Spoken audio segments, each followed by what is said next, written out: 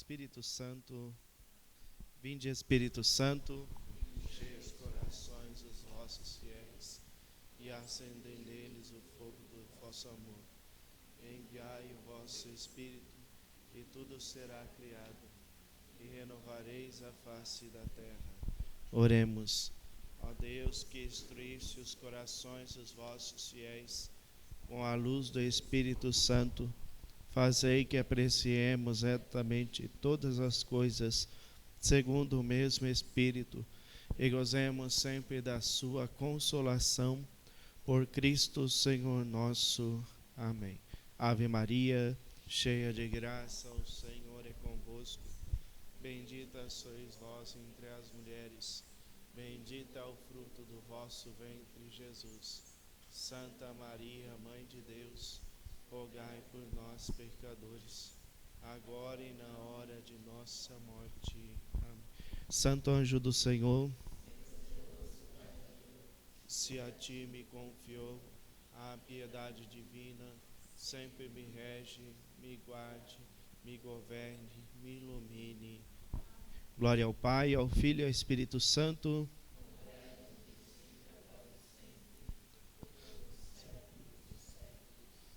Estamos unidos e continuaremos reunidos em nome do Pai, do Filho e do Espírito Santo.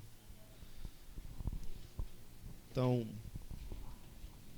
eu sei que dá um pouco de esfriada intelectual, né, quando a gente deixa algumas semanas de lado o estudo, mas a gente foi convidado a fazer um exercício, né, sobre a literatura.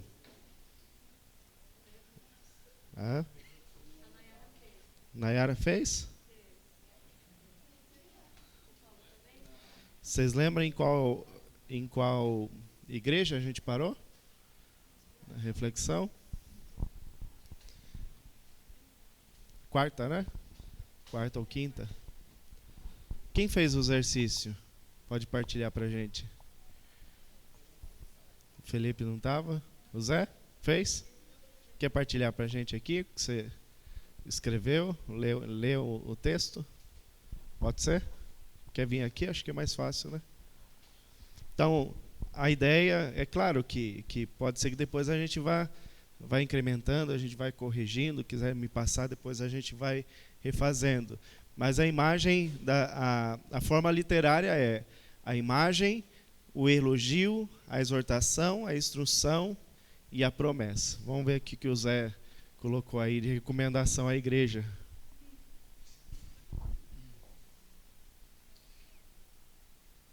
Ao homem de branco, príncipe dos anjos da igreja, pedra inquebrável. Sua igreja, deste modo, que prega na radicalidade do evangelho, está sendo agradável aos olhos de Deus. Cuidado com o povo de doutrinas diferentes, pois há líderes enviados por ti que querem destruir a igreja, una e santa, introduzindo seus rituais satânicos nos ritos sagrados. Excomungai esses falsos profetas e ganhará a coroa imperecível. Então, o que o Zé pensou de imagem aí, a pedra? Talvez a gente não conheça, mas ele sabe o que é. A imagem? O Papa. Essa pedra? É. Tá, a imagem do Papa. É a imagem do Papa. Sim. Tem mais alguém? Alguém fez? É Nayara. Então, eu fiz carta ao povo brasileiro católico. Apesar de devotos, acabaram se confundindo. Assim fala o Criador de todas as coisas, ao qual diante dele todo joelho se dobre no céu e na terra. Eu conheço a devoção que vocês têm. Sois um povo de muita fé e de muita oração. Mas diante de tudo isso, estão procurando se alimentarem em lugares impróprios, como seitas e falsas religiões. Cuidado com os lobos em pele de cordeiros. O conselho que vos dou é a vigilância e a retidão na observância do sagrado magistério e na tradição da igreja. Não desvie nem para a direita nem para a esquerda. Aí vem a hora e é agora, em que os verdadeiros adoradores adorarão o Pai em espírito e em verdade. Estes são os adoradores que o Pai procura. Deus é espírito, e os que adoram Ele devem adorá-lo em espírito e em verdade. Aquele que for fiel no pouco, Deus lhe confiará mais, e se juntará a Ele no reino dos céus. Então a gente consegue visualizar nessa carta aí da Nayara, né, a carta apocalíptica e a igreja, a imagem. Existe uma imagem, né, Nayara? O elogio, existe algum elogio ou só a repreensão? Sim, qual que é o elogio? Muita fé e muita oração. Uma exortação é a repreensão, né? A questão das falsas religiões. A instrução, adorar a Deus, e a promessa que foi colocada também, né? Sim, legal. Alguém mais fez? Quer partilhar? Patrícia? Não? Tá fugindo. Alguém mais? Não? Então, só para a gente exercitar e pensar um pouquinho, parece que viveram e conviveram com São João, né? Fizeram certinho a imagem, o elogio, mas para a gente pensar aí como que era essa estrutura, né, de São João, em que também, nos dias de hoje, isso também pode se tornar atual, né, dentro dessa perspectiva. Então, a gente partilhou a igreja de Esmirna, Pérgamo, Tiatira também, né? Sim. E a igreja de Sardes agora, né?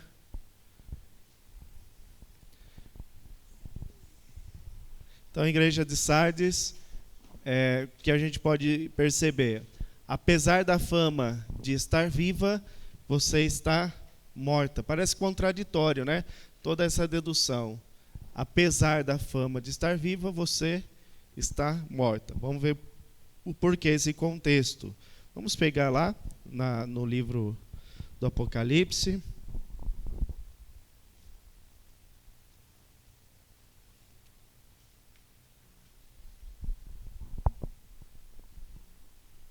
Capítulo 3, versículo 1 seguinte. Alguém pode ler para nós?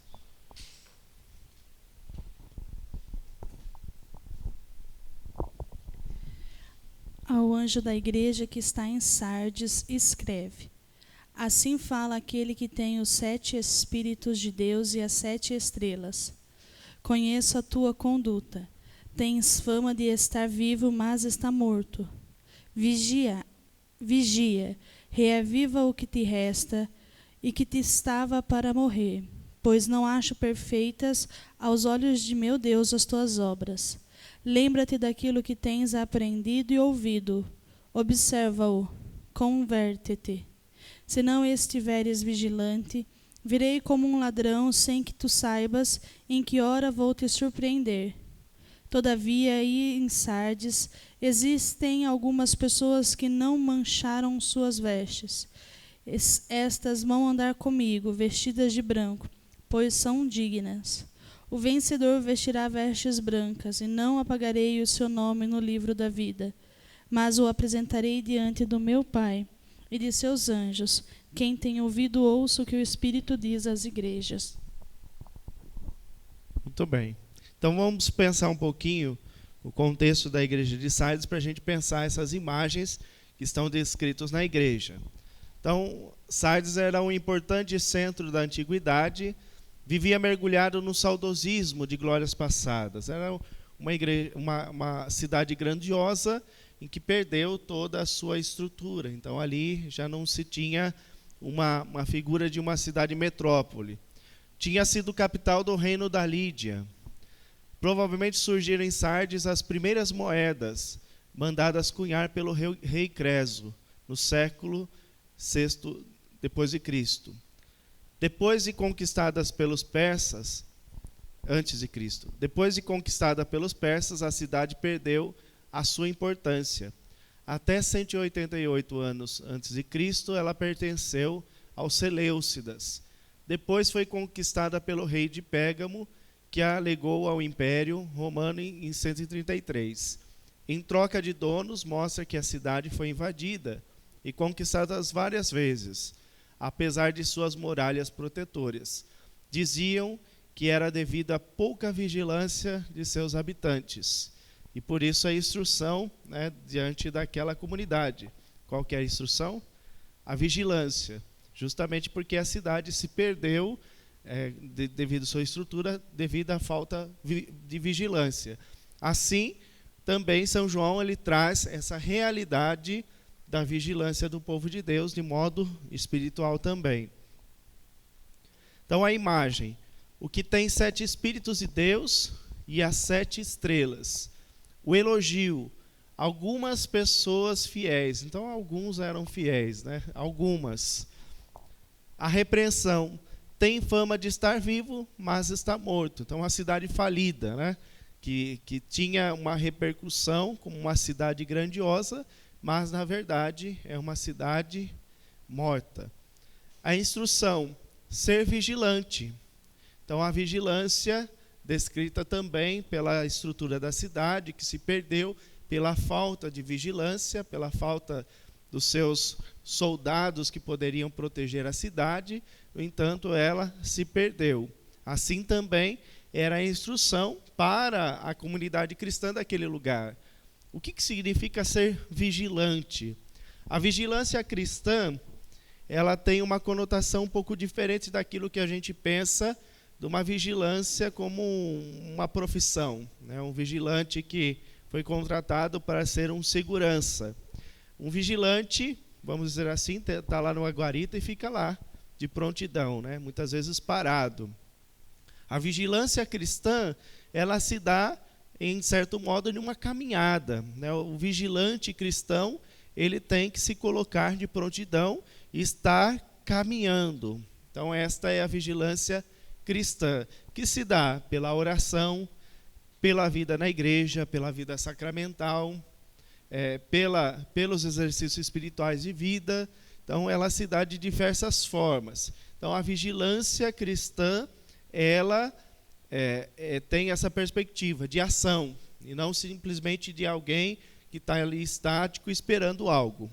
Então, essa é a perspectiva da vigilância que é preciso. A promessa, trajará com vestes brancas, não apagarei seu nome do livro da vida. Esta imagem que está descrita na promessa, ela é uma imagem batismal. Quando nós fomos batizados, nós recebemos um dia o quê? A veste branca, é a veste do batismo. Nós recebemos a vela, a luz de Cristo, simbolizado ali a luz, o chamado a cada um de nós ser sal da terra e luz do mundo, significa o Cristo, luz, que habita a nossa vida. E também nesse momento, nós somos acrescentados a quê? Ao livro da vida. Então, o sacerdote no batismo pergunta o nome dessa criança que vai ser batizada, ou do adulto. Que nome vocês querem dar a essa criança? A partir desse momento, há essa ligação entre o céu e a terra.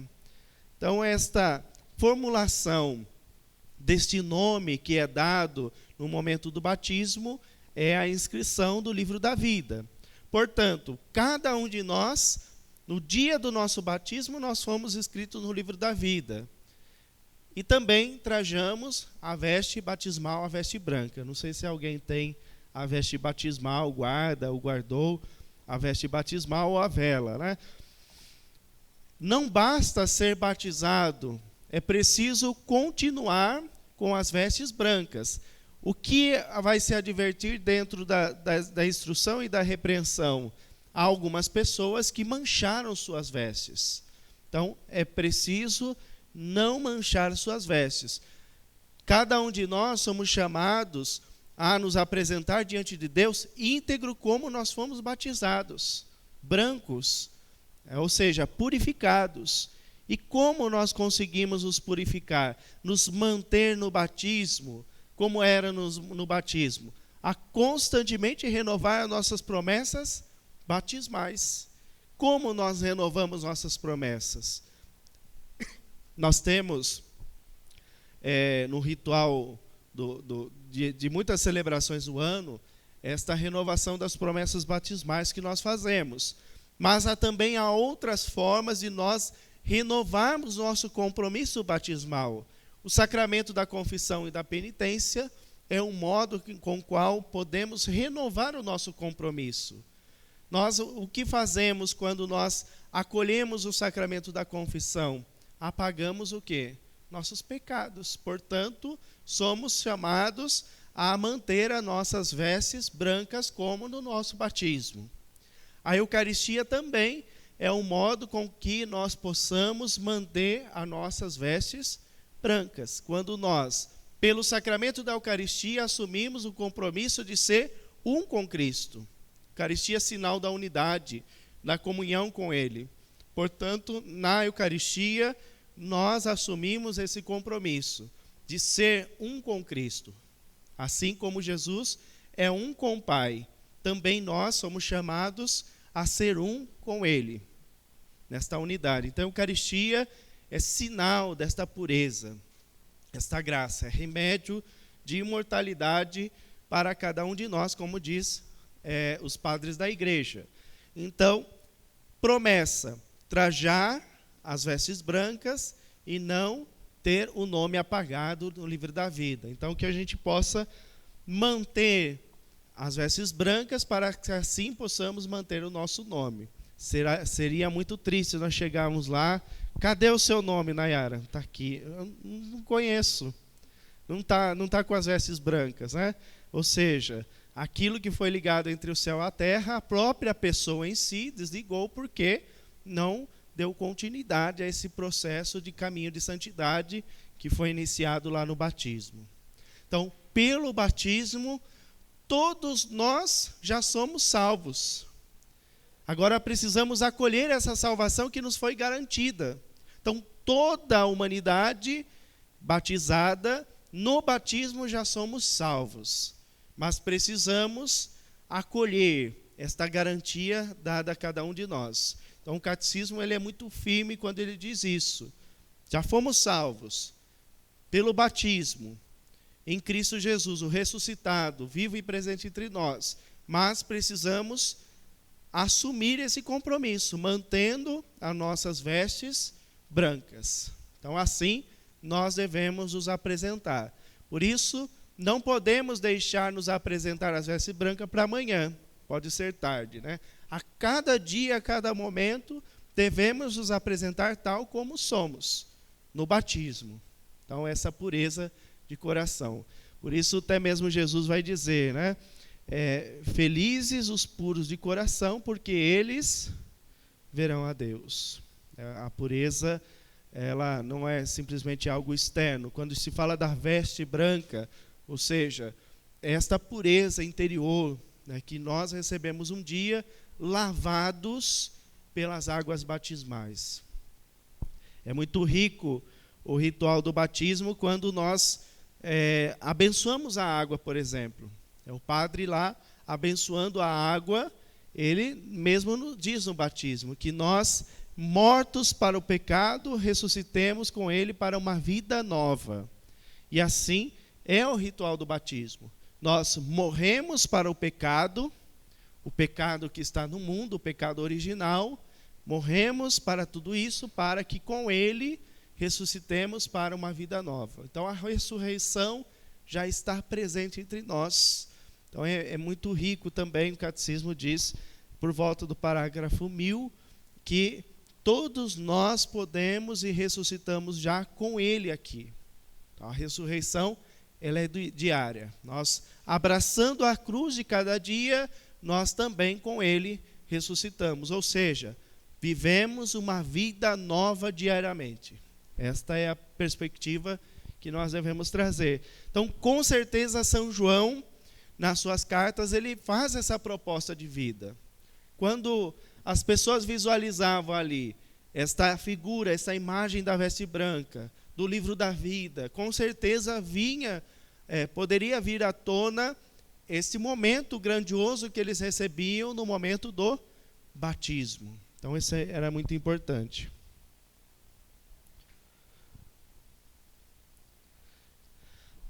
Assim também, né, as vestes brancas, no contexto civilizatório, vamos dizer assim, da igreja de Sardes, a veste branca era a premiação do vencedor dos jogos em Sardes. Vocês viram que cada região existia seus jogos olímpicos, existia um tipo de premiação. Neste caso, as vestes brancas como sinal do prêmio por aquele que era o vencedor daqueles jogos. Assim também, o prêmio de cada um de nós é a ressurreição. Então, o branco também traz o sinal do Cristo ressuscitado.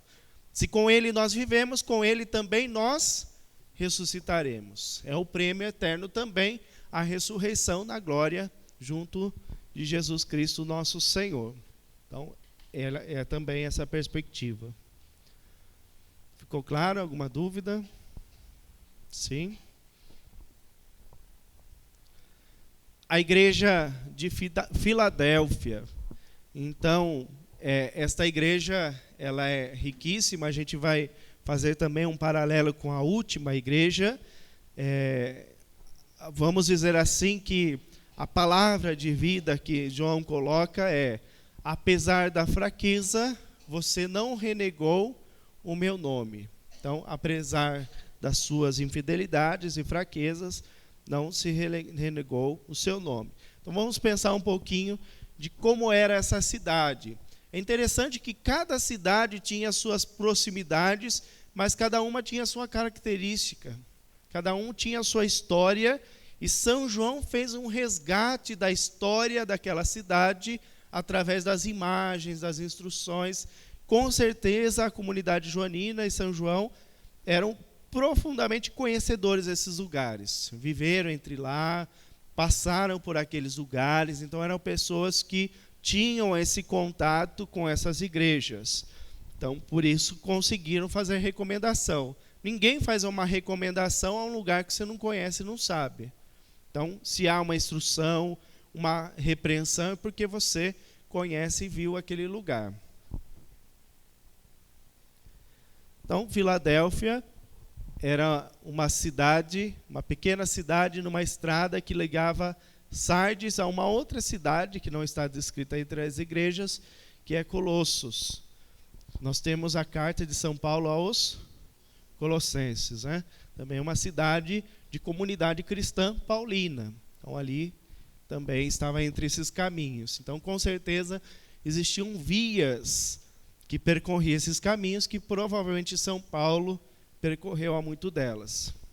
Ela foi fundada por Átalo, Filadelfo, rei de Pérgamo, por volta de 140 anos antes de Cristo. Juntamente com o reino de Pérgamo, passou para o poder romano, em 133. Situada numa fértil planície, a cidade era um importante centro agrícola, fornecedora de produtos para outras cidades.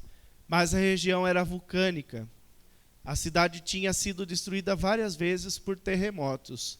A cidade não tinha nenhuma importância militar ou administrativa dentro da província. Então vamos ler o texto para a gente se situar um pouquinho na mensagem e na exortação. Alguém pode ler?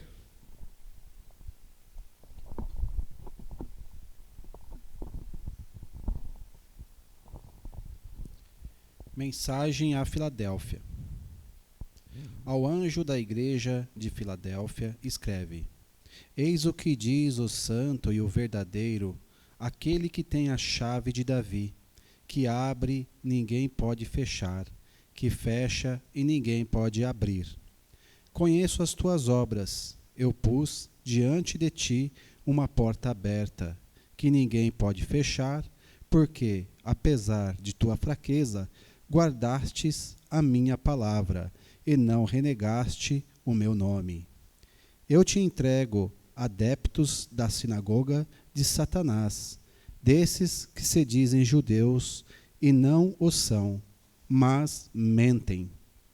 Eis que eu farei vir prostrar-se aos teus pés e reconhecerão que eu te amo, porque guardaste a palavra de minha paciência, também eu te guardarei da hora da provação, que está para sobrevir ao mundo inteiro, para provar os habitantes da terra. Venho em breve.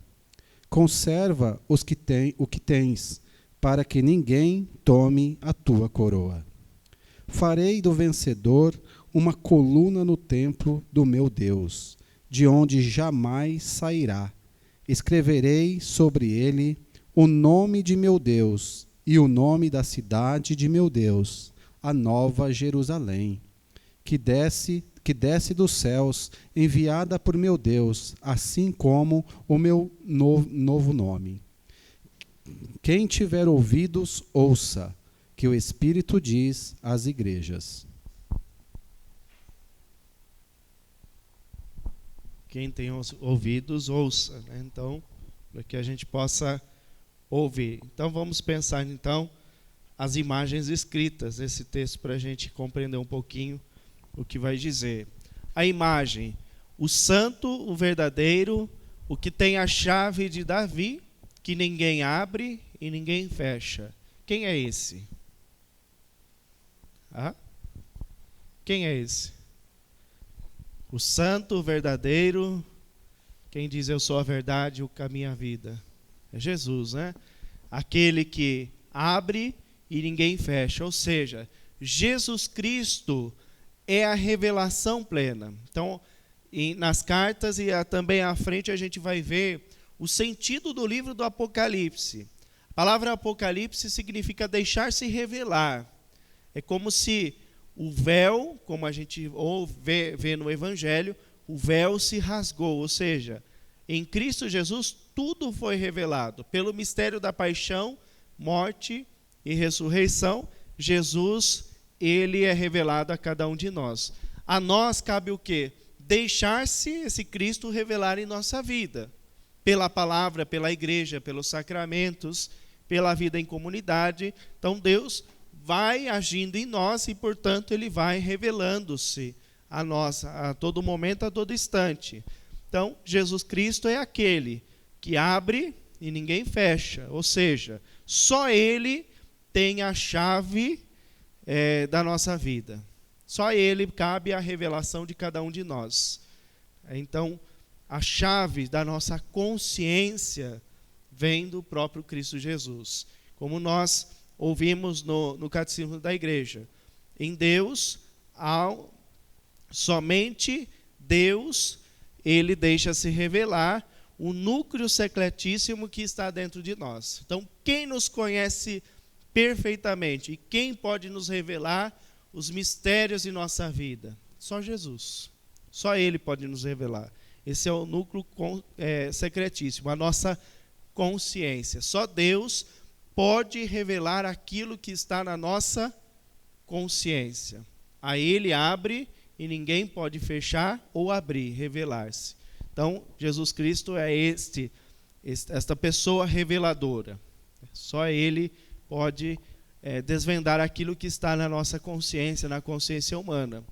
O elogio: guardastes minha palavra e não me renegastes. Então, se guarda a palavra dele e não me renegastes. Então, de certo modo, é alguém que eles vivem a palavra de Deus, guardar a palavra. Repreensão. Não há, de forma alguma, uma repreensão que a gente possa dizer. De alguma forma, existem algumas recomendações. A instrução: guardar esta fé. Então, vocês guardam a minha palavra, é possível, então, também guardar a fé. A promessa: farei uma coluna no templo do meu Deus. Então, nessa cidade chamada Filadélfia, existia lá uma divindade que era muito cultuada na cidade. Era chamado Deus Jano. Então, Deus Jano era, vamos dizer assim, o Deus que inaugurava as coisas. A ele se recorria o início de muitas coisas. Nós temos o primeiro mês do ano, que é janeiro, né? Janeiro, porque era um mês dedicado ao Deus Jano. Então, é o primeiro. É o mês de abertura e de fechamento, né? Que fecha o ano de dezembro e abre para nós um novo ano. Por isso, nós temos no nosso calendário o mês de janeiro, que faz a alusão ao Deus Jano. Então, Deus, o Jano, essa divindade, era a divindade das portas. A ele competia a abertura e o fechamento do templo. Então, aqui o evangelista João vai fazer a alusão daquele que abre e ninguém fecha. Não é essa divindade. Não é o Deus Jano que abre e ninguém fecha. A ele se fechava e ninguém abria, porque era uma divindade qualquer. Não se tinha força. Então, a quem se recorre a abertura e o fechamento das coisas? Ao Senhor dos Senhores, o Santo, o verdadeiro, vai dizer. Aquele é o verdadeiro que abre e ninguém fecha. Não esta divindade que o povo de Filadélfia tem cultuado. Então, por isso essa imagem descrita que nós vimos na imagem. O santo, o verdadeiro, o que tem a chave de Davi, que abre e ninguém fecha. Então, a ele é dedicado esta nova imagem e não essa divindade chamada Deus Janus ou Deus Jano. Ficou claro? Sim. Então, essa é a imagem descrita. A gente não consegue ver no texto essa imagem, se não descrever o contexto da comunidade. E a última, é muito interessante, a igreja de Laodiceia, a última igreja descrita, que é muito interessante e faz com que a gente possa também repensar a nossa fé. A igreja de Laodiceia. Apesar de rico, você é infeliz, miserável, pobre, cego e nu. Nossa, quanta coisa, né? Você só tem riqueza, porque você não tem mais nada. Você é infeliz, miserável, aí a contradição, né? Pobre, a gente vai ver por quê. Apesar de rico, se é pobre. Cego e nu. Então não tem perspectiva nenhuma. De nada vale essa riqueza que eles têm. Então, por isso, esta é a característica da igreja de Laodiceia que a gente vai ver. Vamos ler o texto? Alguém pode ler para nós? Não tem para onde escapar, a gente tem que ler o texto mesmo, né? Patrícia? Alguém quer ler aí? Ao anjo da igreja que está em Laodiceia, escreve: Assim fala o Amém, a testemunha fiel e verdadeira, o princípio da criação de Deus. Conheço a tua conduta, não és frio nem quente. Oxalá fosses frio ou quente, mas porque és morno, nem frio nem quente, estou para vomitar-te de minha boca. Tu dizes: sou rico e abastado, e não careço de nada, em vez de reconhecer que és infeliz, miserável, pobre, cego e nu. Dou-te um conselho: compra de mim ouro purificado no fogo, para ficares rico, e vestes brancas para vestires e não aparecer a tua nudez vergonhosa. E compra também um colírio para curar os teus olhos, para que enxergues. Eu repreendo e educo os que eu amo. Esforça-te, pois, e converte-te. Eis que estou à porta e bato. Se alguém ouvir minha voz e abrir a porta, eu entrarei na sua casa e tomaremos a refeição, eu com ele e ele comigo. Ao vencedor farei sentar-se comigo no meu trono, como também eu venci e estou sentado com meu Pai no seu trono. Quem tem ouvidos, ouça o que o Espírito diz às igrejas.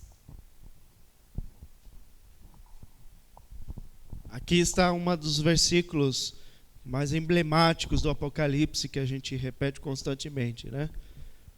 Ou é quente ou é frio, morno, Deus vomita, né? Então essa frase a gente conhece muito quando a gente fala dessa perspectiva da fé. Ou você é quente na fé ou é frio de vez, porque morno não vale nada, né? Não adianta nada. Então a gente vai ver também o que significa isso para nós. Então, Laodiceia, vamos ver um pouquinho da característica dessa cidade chamada Laodiceia.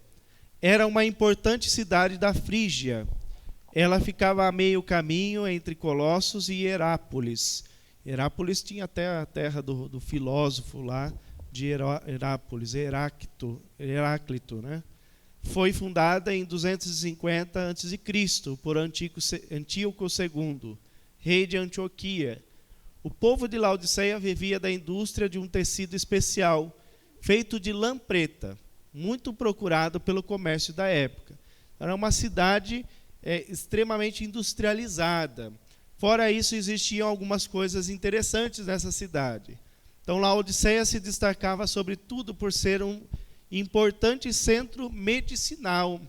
As pessoas vinham de vários lugares para procurar diversas curas, entre elas a cura do olho. Então, devido às águas de origem vulcânica, nas fontes perto da cidade. Também era um centro oftalmológico famoso. Produzia uma pomada para os olhos chamados colírio. Vocês usam colírio, né? Então, lá existia esta pomada famosa em que as pessoas, devido à sua cegueira, iam a essa cidade procurar o colírio. Com uma medicina muito desenvolvida, seus médicos eram cultuados pela cidade, que registrou o nome de vários deles nas moedas locais. Então, a Laodiceia era uma cidade industrial, tecelã.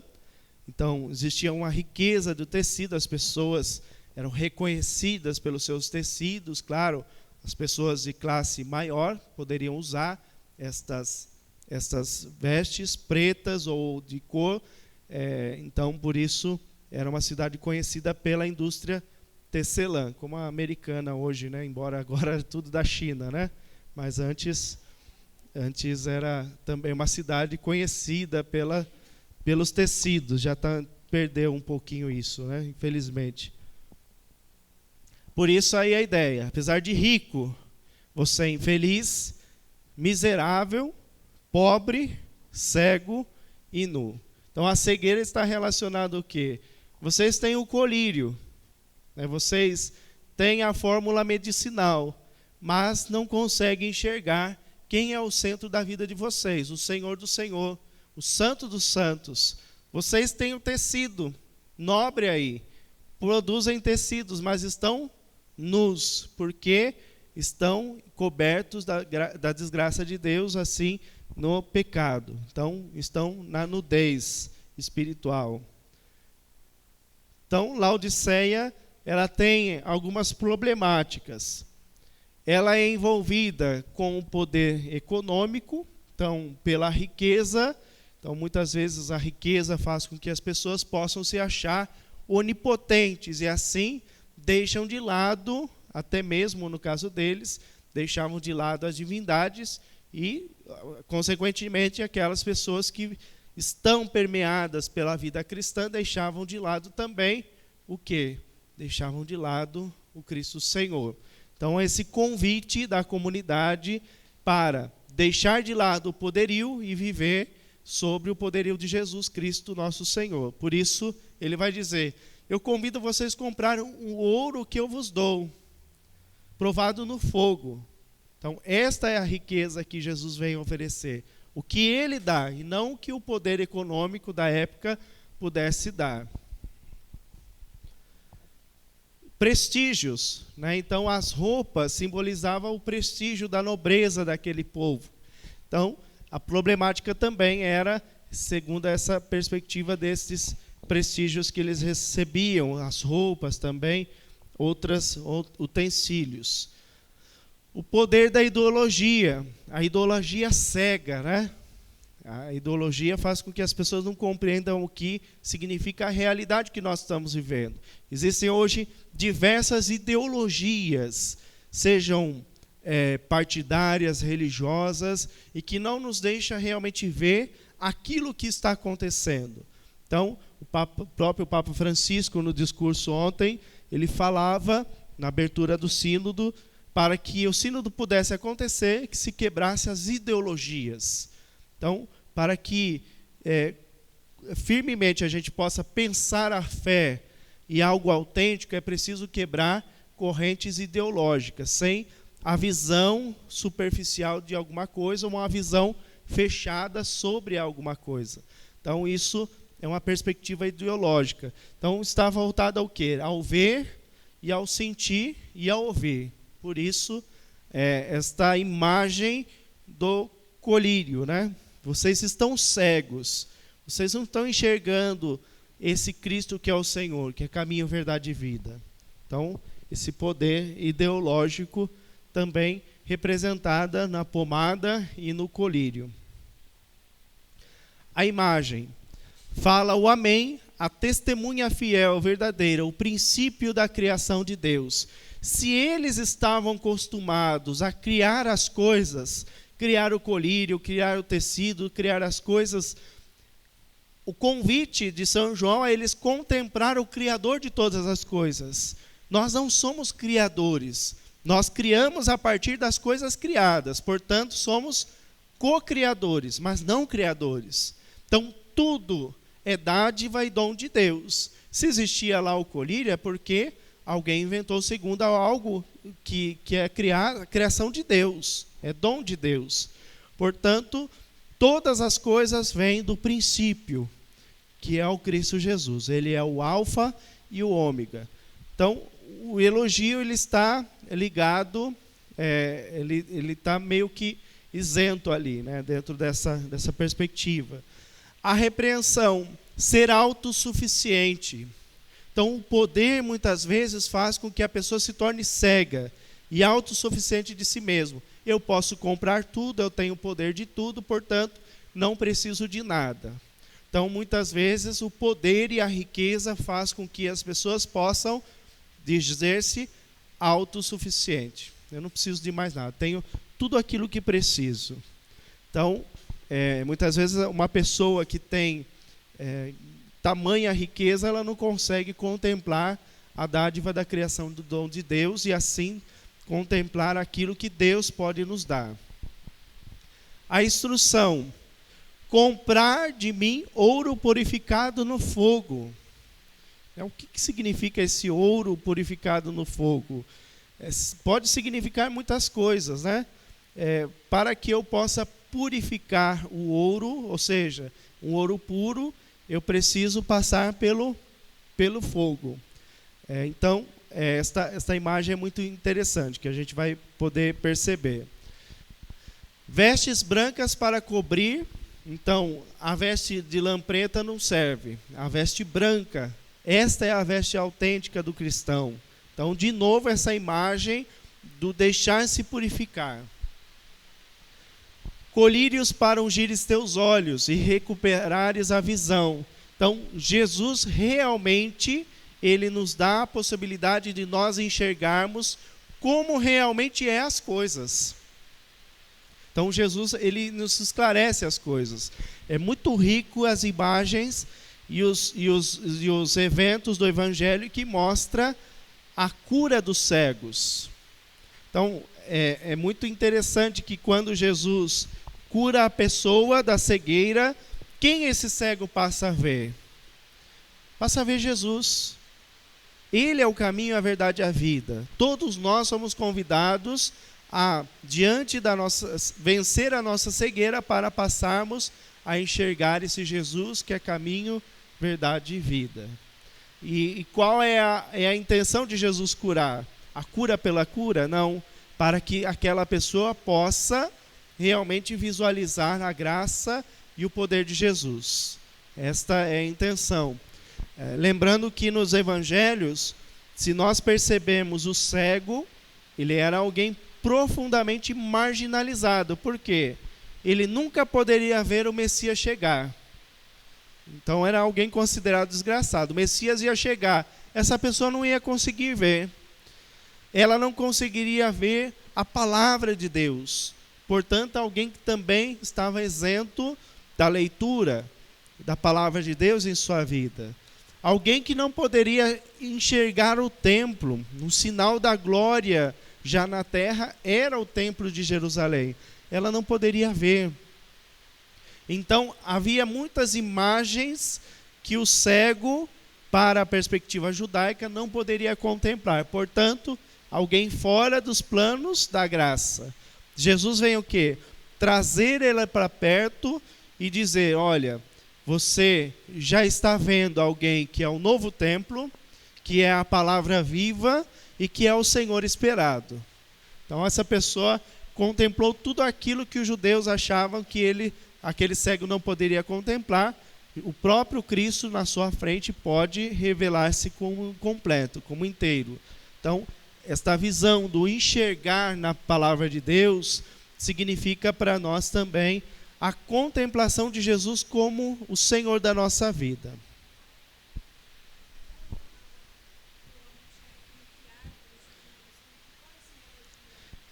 Ela disse assim, qual que é a simbologia daquele texto em que Jesus pergunta se ele está vendo, né? E a pessoa vai dizer, eu vejo, parece que árvores como que andam. Então, isso significa o quê? Que num primeiro momento ela não está enxergando bem. Mas por quê? Aquela pessoa é convidado, não imediatamente, mas de um processo catequético aí enxergando quem realmente Jesus é. Então essa gradualidade, ela se dá na medida em que Jesus vai conversando. É pela palavra de Jesus que nós vamos reconhecendo quem Jesus é. Depois Jesus vai contemplar de novo. E agora? O que você vê? Então, e aí ele vai fazer a sua profissão de fé. Assim também é a nossa vida. Talvez a gente, por si só, no momento do nosso batismo, na nossa infância, a gente não vai compreendendo Jesus como realmente ele é. Na nossa infância, muitas vezes, a gente tem uma visão de um Jesus herói, de um Jesus que fez um bem. E depois a gente, na nossa fé, diante da nossa catequese permanente, a gente vai descobrindo quem realmente é Jesus para nós. Talvez, quando os missionários entraram na comunidade, com certeza era uma outra visão de Jesus. Era o mesmo, mas a visão ela foi sendo o quê? Aperfeiçoada desse Jesus. Isso que Jesus está querendo mostrar ao evangelista no Evangelho. É caminhando com ele que nós vamos realmente ver quem é esse Jesus, o rosto desse Jesus. Então isso é muito importante, né? Ficou muito claro? Sim? Alguém quer perguntar um pouquinho dessas cartas? Alguma dúvida? Então, para a gente sistematizar, né? Diante de todas essas estruturas. O que podemos marcar dessas 7 cartas? Primeiro, em vários momentos, desde o início até o fim, se fala de algo que é próprio dessas cartas, o amor. Por que essas correções, esses elogios, essas imagens descritas através da realidade daquelas comunidades? Por que essas exortações? Porque Deus ama. Então, esta concepção do amor de Deus, ela é muito importante. Talvez a gente não consiga enxergar este amor de Deus através dessas cartas. Por quê? Porque a gente tem o conceito do amor muito romanceado. Jesus, ele em todos os textos, em todo o Evangelho, em toda a sua vida, agiu por amor. Então, o conceito de amor nosso tem que ser purificado, né? Desde já. Se nós pensarmos, por exemplo, se toda a ação de Jesus ela é realizada por amor, vamos pensar em um texto, por exemplo, de Jesus quebrando a mesa dos cambistas, exortando o povo no templo. Parece que Jesus estava bravo, né? Mas o texto faz questão de dizer que Jesus, primeiro, não agiu por impulso. Por quê? Confeccionou um chicote. Então, enquanto estava confeccionando, estava lá dizendo, estou pensando, o que eu vou fazer com esse povo, né? Então, o fato de confeccionar o chicote já daria um tempo para ele não fazer as coisas por impulso. E é a ação em si. Foi lá e quebrou a mesa dos cambistas. O que significa isso? Jesus não agiu por amor? Claro que agiu. Toda a ação de Jesus é amor. E nem sempre se age com amor fazendo carinho, carícias, né? Não é assim. O amor de Jesus também é demonstrado também, muitas vezes, nessa força, nesta exortação, nesta repreensão. através do elogio também. Então, assim, é permeado nessas cartas o rosto de Jesus que ama. E que ama, exorta. Né? Assim com os filhos também. Se você o ama, hoje a gente precisa tomar um certo cuidado. Porque tem gente que, por amor, deixa com que os filhos possam fazer o que quer, o que bem entende, né? Mas a autêntica forma de amar, ela passa pela correção fraterna. Então, esse é um desafio hoje na educação dos filhos, é corrigir, né, no amor fraterno, mas sabendo que nem tudo o que ele quer é o melhor e aquilo que ele precisa. Então, Jesus, ele sabe o que nós precisamos. Ele sabe das nossas necessidades e dos nossos anseios. Nem tudo ele vai nos atender, porque ele sabe o que é melhor para nós.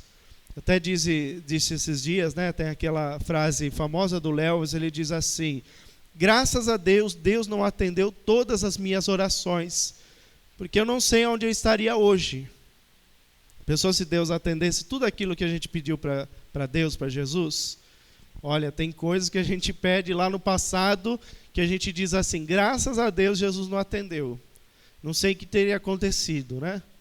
Tem gente que pede cada coisa, então, esta perspectiva também. Então, a estrutura literária, ela consegue mostrar o quê? Tanto na primeira quanto na última, essa perspectiva do amor de Deus, que se revela dentro da realidade que as pessoas se encontram, nessa perspectiva do quê? Dessa exortação, dessa correção fraterna. Então, como se Deus se revela? Está aqui, nas 7 igrejas, esta revelação para uma vida comunitária sadia. Então, está tudo aqui descrito. Alguma questão?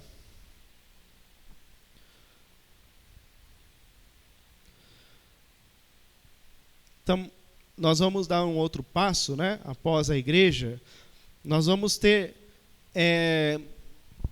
outros tipos de revelação. Se nós permeamos por uma revelação eclesial, né, sobre a igreja, agora nós vamos descrever outras imagens, e agora eu posso dizer assim, por um caminho que nós precisamos entender numa perspectiva litúrgica do culto. Então, se falou da perspectiva eclesial, agora vamos dizer assim, nós vamos adentrar essa igreja.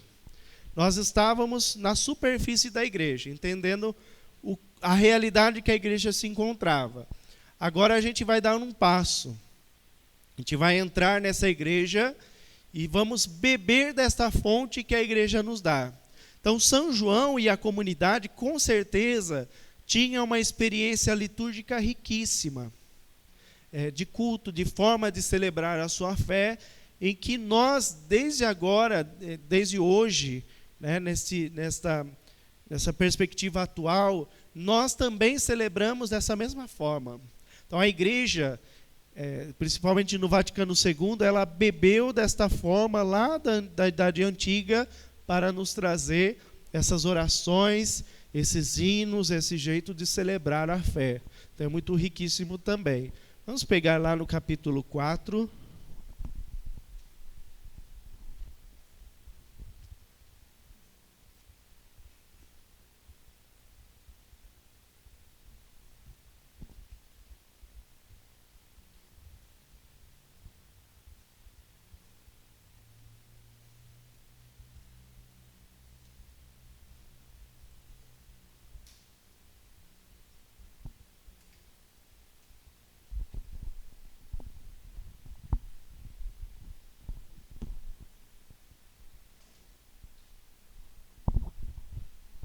O título da minha tradução está aqui, o culto ao Deus Criador de tudo. Então, é a contemplação desse Deus por meio do culto. Nós não conseguimos fazer a experiência desta revelação divina, senão pelo meio da igreja. Então, é através das celebrações litúrgicas que nós também podemos fazer essa manifestação e deixar que esse Deus revele em nossa vida. Então vai dizer o texto. Depois disso, depois do quê? Dos 7 sinais, dessas 7 igrejas, agora ele vai partir para uma outra perspectiva. Eu, João, tive uma visão, de novo, né? De novo ele teve uma visão. Havia uma porta aberta no céu, e a primeira voz parecia uma trombeta, quando falava comigo e disse: suba até aqui, e eu vou lhe mostrar as coisas que devem acontecer depois destas. Então, parece que ele está entrando em um lugar. Então, esse lugar nós podemos dizer assim, é a igreja. Nós podemos imaginar o céu, né?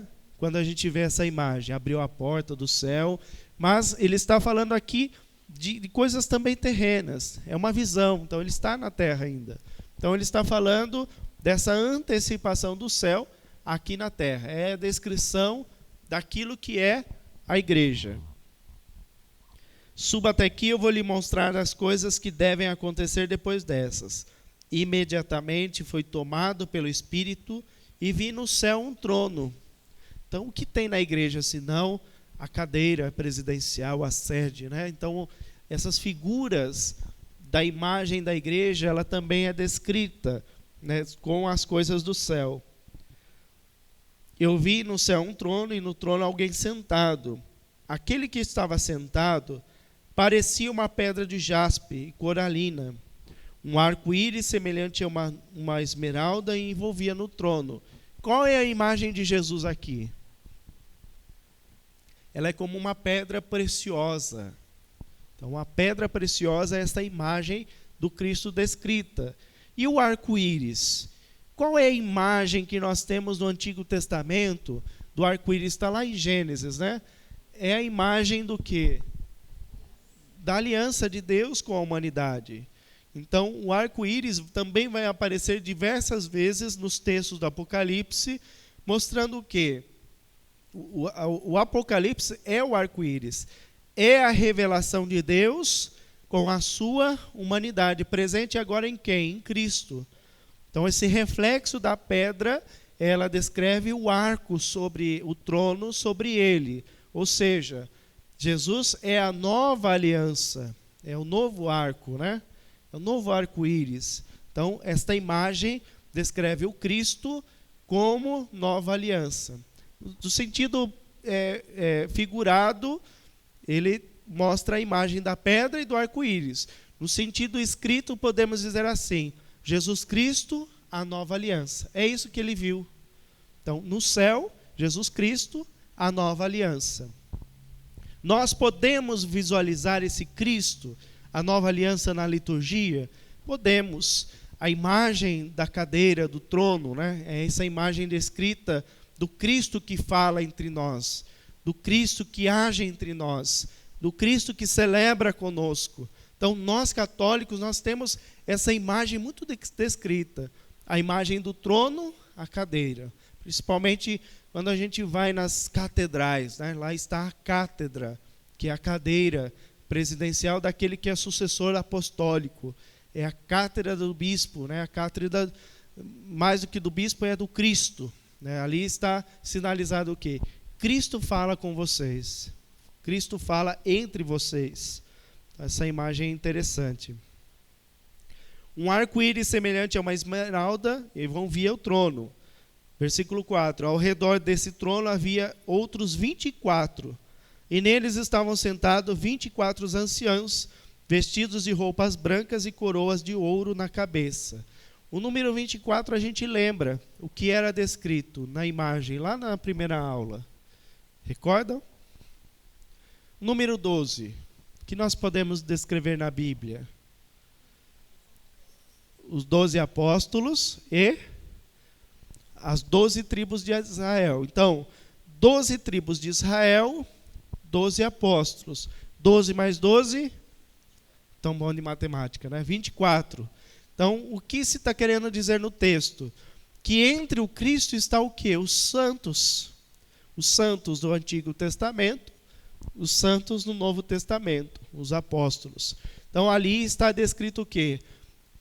A comunhão dos santos. Olha que imagem belíssima, né?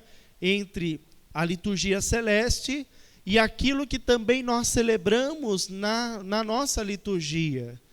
O que nós celebramos na liturgia, senão a comunhão entre o céu e a terra? Na celebração eucarística, nós celebramos os santos lá nos céus, por isso nós mencionamos os santos, fazemos memória dos santos, comunhão do céu, e também a memória dos santos aqui na terra. Nós que caminhamos nesta peregrinação na terra. Então, comunhão do céu, comunhão da terra. Santos lá nos céus e os santos aqui na terra. Então, esta comunhão. Então, nesta liturgia celeste que nós estamos ouvindo, descrevendo nas imagens, o que são esses 24 anciões que estão com a veste já branca? Os santos. Querem dar uma fundamentação bíblica dos santos lá nos céus? Está aqui no livro do Apocalipse, né? Os 24 anciãos.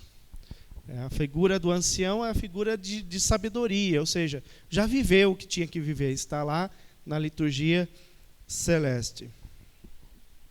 Vamos ver as outras imagens. E do trono saíam relâmpagos, vozes e trovões, e 7 tochas de fogo, que são os 7 Espíritos de Deus que queimavam diante do trono. Os 7 dentro dessa dimensão, em relação ao Espírito, que são para nós? Os dons do Espírito Santo. Olha só a contemplação da igreja no todo, né? Quem alicerça a igreja para nós? É a ação do Espírito Santo, os dons do Espírito Santo. Estava tudo lá. Jesus, os santos, o Espírito Santo com suas tochas sobre a vida da igreja ali, né? E também entre nós. E depois, havia, no versículo 6, havia diante do trono algo como um mar de vidro, semelhante a um cristal. Então, esta imagem também faz memória ao chão de bronze do templo, como um mar de vidro. Então, a gente pode ver também nessa imagem essa ligação do templo que havia em Jerusalém. No meio do trono, ao redor, estavam 4 viventes, cheios de olhos na frente e atrás. Olha, o olho que tudo vê, né? Então, vamos lá ver o que era, né? O primeiro vivente parece um leão. O segundo parece um touro. O terceiro tem como um rosto como se fosse humano. O quarto parece uma águia voando. Cada um dos 4 viventes tem 6 asas e são cheios de olhos ao redor e por dentro. E sem parar dia e noite proclamam: Santo, Santo, Santo, Senhor Deus Todo-Poderoso, aquele que era, que é e que vem. Então, esta imagem dos 4 viventes. Há muitas discussões sobre esses 4 viventes. Uma das interpretações é que esses viventes simbolizam para nós o universo todo, né? Tudo aquilo que compõe o nosso universo. Os animais, os seres humanos, os seres, todos aqueles que são viventes, ou seja, os 4 cantos da terra. Então, essa é a imagem que nós podemos também ter desta liturgia celeste, a universalidade da salvação.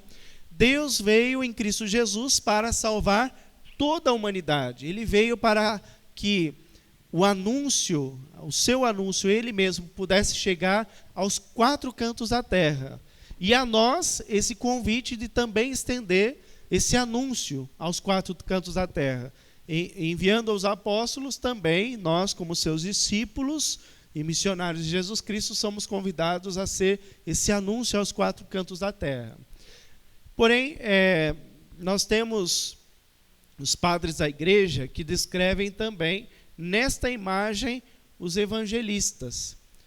Então, nós temos essas 4 imagens que na liturgia nós também podemos visualizar, né, nas igrejas, sobre os evangelhos, essas imagens que nós temos e contemplamos também na nossa liturgia. Santo Irineu de Lyon, ele faz essa comparação desse texto do Apocalipse com as imagens dos evangelistas. Então, vamos ver quais são pensados aqui nesse viventes. Então, o leão. O leão é a figura de Marcos. O leão, figura de Marcos. O touro, a figura de Lucas. O rosto como a face de humano, a figura de Mateus. E o quarto, a águia, o próprio João. Voando, está voando ainda, né? São João está ali, né? Então, essa imagem do quarto como a águia, né? Então, essas imagens descrevem os evangelistas. Podem perceber na liturgia da palavra, no ambão, na mesa da palavra, em alguns lugares tem lá essas 4 imagens descritas sobre os evangelhos. O próprio evangeliário, o livro dos evangelhos, muitas vezes tem essas imagens descritas, né? O leão, o touro, a águia e o anjo ou um ser humano, né? Então tem essas 4 imagens. Na figura do leão também, nós conseguimos também colocar o leão da tribo de Davi, que é o Cristo, né? Então, não é esse caso, esta imagem, mas também em algumas imagens estão descritas o leão da tribo de Judá, a própria pessoa de Jesus Cristo. Então, esta imagem também acontece. Dentro do capítulo 5 e 6, existe... nós vamos ver essa imagem contínua. Ele vai falando de como é visualizado essa liturgia celeste. Eu fiz aqui uma captação destas orações que vão aparecer no capítulo 4, 5 e 6. Olha que oração belíssima que a gente encontra quando a gente retirar somente as orações que estão sendo rezadas. A primeira oração a gente viu aqui. Santo, santo, santo, Senhor, o Deus Todo-Poderoso, aquele que era, aquele que é e que vem. Então, olha só a oração do capítulo 4. Santo, santo, santo, Senhor, o Deus Todo-Poderoso, aquele que era, que é e aquele que vem. Vamos rezar junto essa próxima. Senhor, nosso Deus, a honra e o poder, porque tu criastes todas as coisas, foi pela tua vontade que elas vieram existir e foram criadas. Capítulo 5. E abrir os seus selos, porque foste imolado e com teu sangue regastastes para Deus gentes de toda a tribo, língua, povo e nação. Delas fizestes para o nosso Deus um reino de sacerdotes que reinarão sobre a terra. Então, essa é uma oração bonita, né? Então, a gente pode extrair dessa fonte uma oração de expressão de louvor, colocando Deus como onipotente, 3 vezes santos. Então, essa imagem que nós cantamos na liturgia, olha só como a missa ela é permeada dessa liturgia bíblica, né? Então, esta oração que nós recebemos. E essa oração de contemplação. Senhor nosso Deus, tu és digno de receber a glória, a honra e o poder. Então, a ele é reservado tudo isso. A glória, a honra e o poder. Porque tu criastes todas as coisas. Então, eu estou reconhecendo Jesus como que? O Criador de todas as coisas. Então, se ele é o Criador, ele é o Senhor da vida, ele é o nosso Senhor. Foi pela tua vontade que elas vieram a existir e foram criadas. Nada pode acontecer senão pela vontade de Deus em Cristo Jesus. Tu és digno de receber o livro e abrir seus selos, porque foste imolado com teu sangue e resgatastes para Deus gente de toda a tribo, língua, povo e nação. É interessante que não se fala no plural. Se no Antigo Testamento as figuras de tribo, elas se dão com as 12 tribos, as línguas, os povos e as nações, aqui em Cristo Jesus todas as coisas são assumidas como única. Jesus Cristo veio trazer um único povo, uma única nação, uma só língua. Se na Torre de Babel havia muitas línguas foram confundidos, né? E ninguém se entendia. Após a experiência de Pentecostes, todos falavam diversas línguas e se entendiam uma única linguagem, a linguagem do amor. Então, esta única linguagem que Jesus Cristo veio trazer. E por isso São João vai dizer língua, não vai dizer línguas. Há uma única linguagem, há uma única nação, povo do Senhor. Todos nós que somos povo de Deus, participamos de uma única nação celeste. Nós temos esta pátria celeste. Então isso é importante também. Dela fizestes para o nosso Deus um reino e sacerdotes que reinarão sobre a terra. Olha só, é a igreja.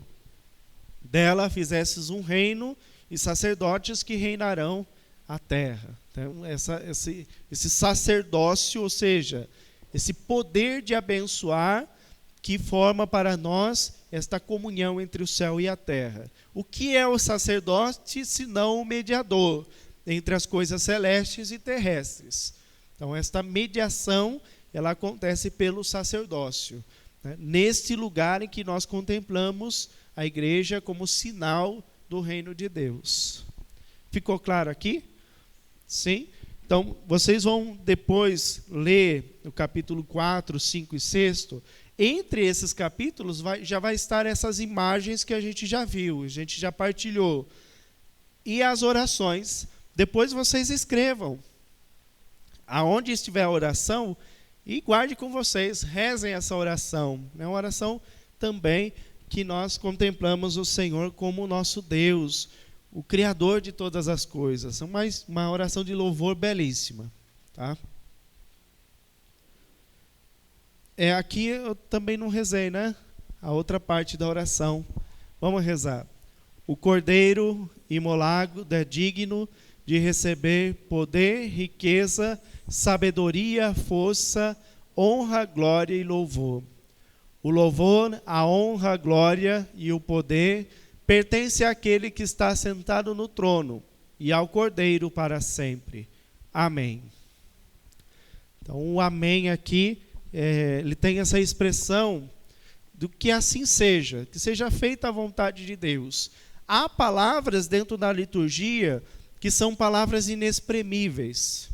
Ou seja, que a gente, por si só, a gente pode elevar essa palavra, mas ela significa muito mais do que a gente pensa. O amém é assim.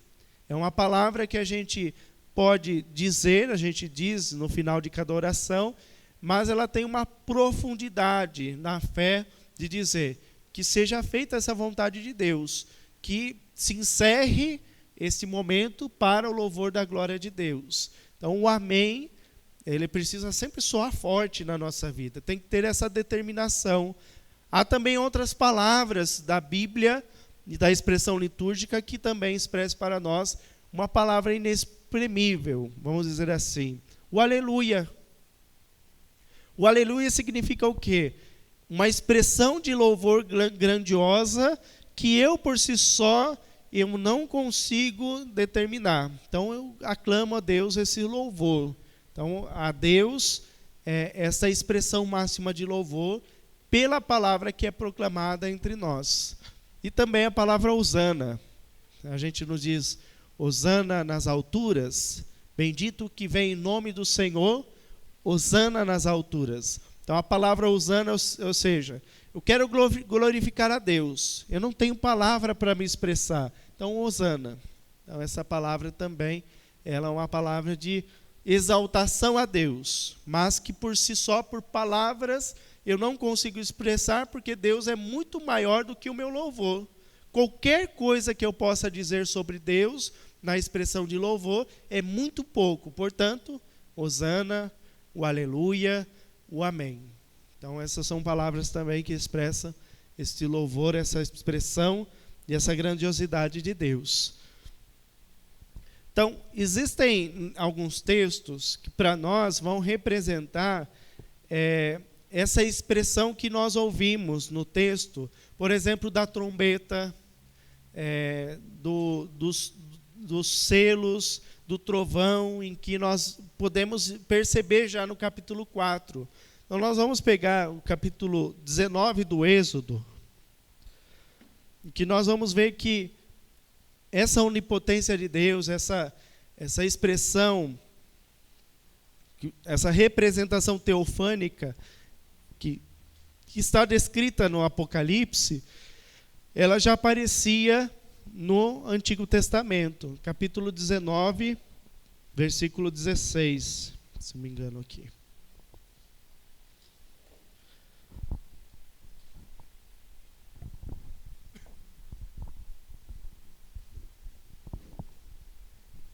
Êxodo 19, versículo 16.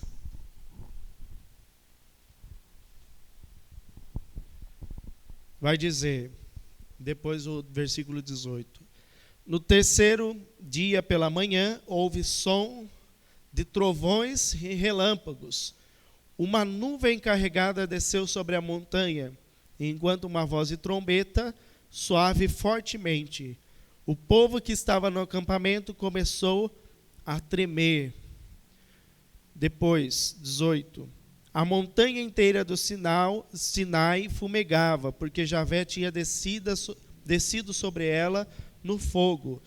Subia uma fumaça como a fumaça de fornalha, e a montanha inteira estremecia. A voz de trombeta aumentava cada vez mais, enquanto Moisés falava, e Deus lhe respondia na voz. Javé desceu ao topo da montanha do Sinai, chamou Moisés para o topo da montanha, e Moisés subiu.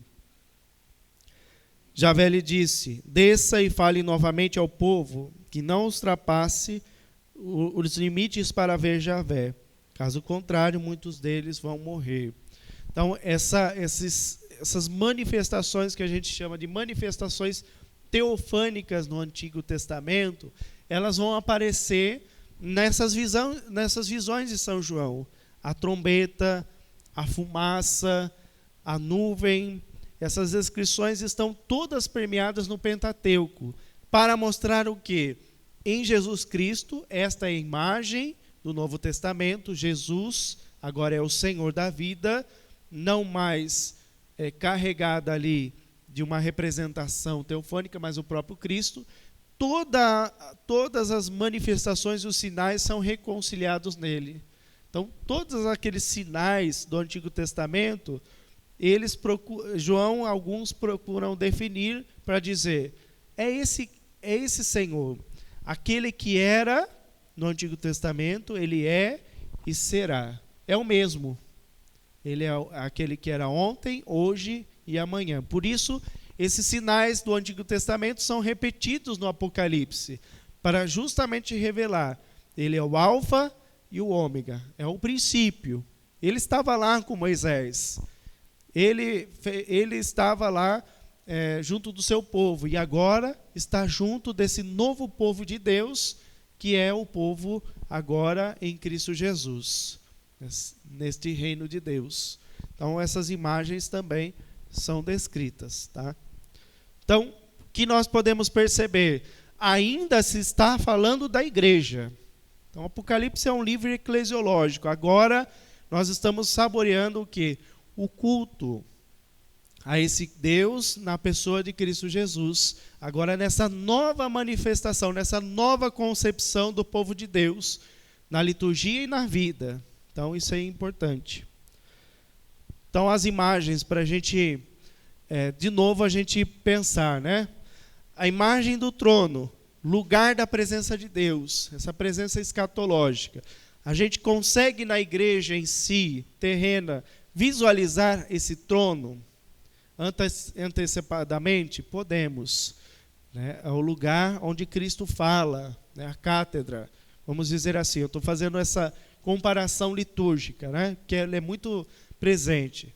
O Cordeiro é a imagem do Cristo, né? O Cristo que se doa, o Cristo que foi crucificado e ressuscitou, está entre nós. Então a imagem do Cordeiro é a imagem desse Cristo, né, que se entrega por cada um de nós.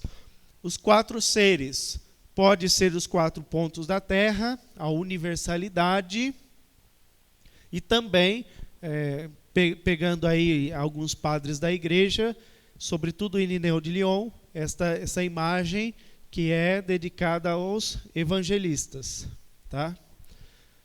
Os 24 anciãos, os santos permeados no Antigo Testamento e no Novo. Não há mais Antigo e Novo, agora tudo se fez um, né? Vamos dizer assim. Então, por isso essa imagem. 12 tribos de Israel e os 12 apóstolos. Os selos. Então, essa imagem do selo agora começa a ser delineada. O que é o selo aberto? A revelação. Quem pode nos trazer a revelação, a novidade? É o Cristo. Ele é a novidade por inteiro. Então, é a imagem desta revelação que se dá pelo selo. Os rolos, a palavra, né? A palavra agora não simplesmente a palavra que acontecia, agora a palavra do Cristo que fala entre nós. Então, essa é a imagem. Depois, na outra aula, a gente vai falar um pouquinho desses 7 selos. Então, coloquei essa imagem, né, do rolo. Então, a gente precisa pensar nessa perspectiva da palavra ainda, nos rolos.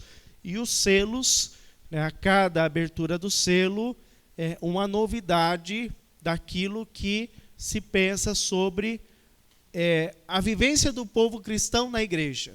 Então, se a gente pensou o culto da igreja, agora a cada abertura do selo se vai pensando uma realidade de enfrentamento daqueles que estão inseridos nessa igreja visualizada por João.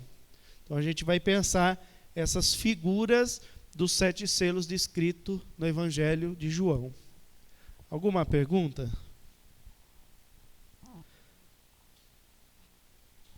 Tranquilo? Podemos parar por aqui?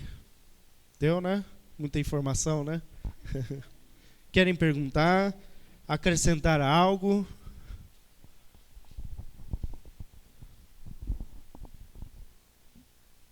É muita informação, né?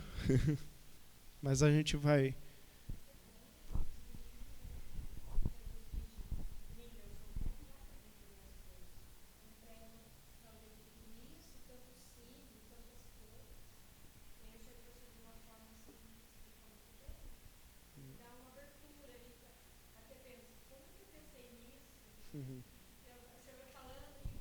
E às vezes tem sinais que são óbvios, né? Mas a gente tenta mostrar algo que é... Sim. Colocamos o colírio. E é interessante porque olha só a metodologia do livro, né? Se Apocalipse é o livro da revelação, para que a gente possa entender, a gente tem que deixar-se revelar.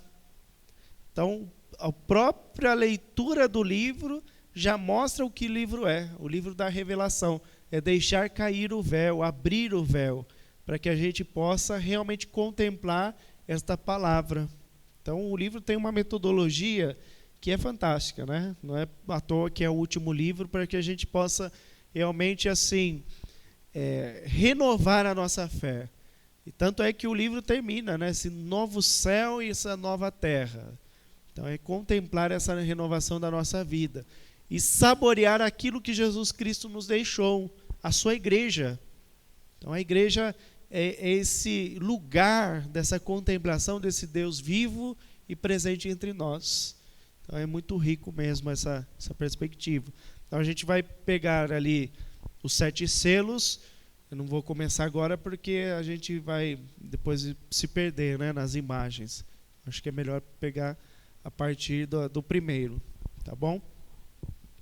E assim as 7 trombetas, depois a imagem da mulher e o dragão, e assim a imagem final da igreja nos finais do livro do Apocalipse. Então, acredito aí mais 2 aulas a gente consiga contemplar aí os textos.